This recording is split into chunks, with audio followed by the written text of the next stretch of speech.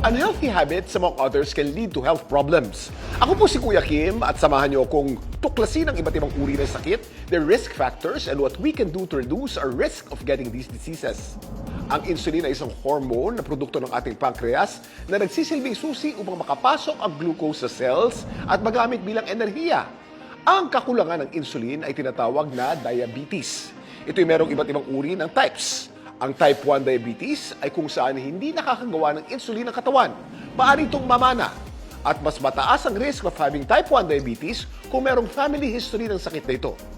Ang type 2 diabetes naman ay nangyayari kapag kulang ang ginagawang insulin ng katawan o kapag nire-resist ng katawan ang insulin. Ang diabetes ay isang chronic illness at kapag hindi na-address ay maaaring magdulot ng pagbabago sa katawan, kagaya ng pagtaas ng kolesterol at obesity.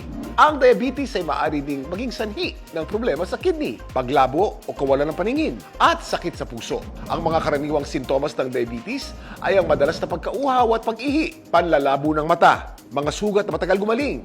Ano nga ba ang kailangan gawin kung merong diabetes? Narito ang ating eksperto, si Dr. Vergara, para sagutin ito.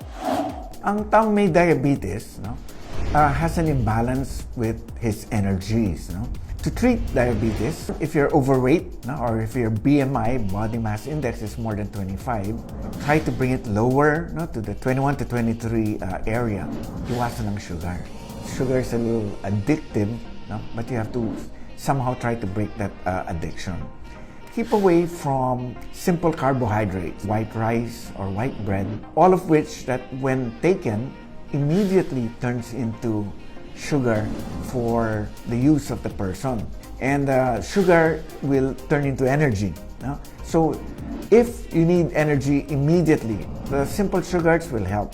But if you eat too much of the simple sugars and you don't use that energy right away, you will have a spike in blood sugars. Exercise will do a lot to take your diabetes on a road to recovery, because what it does is it uses the sugar, the excess sugar that you accumulated.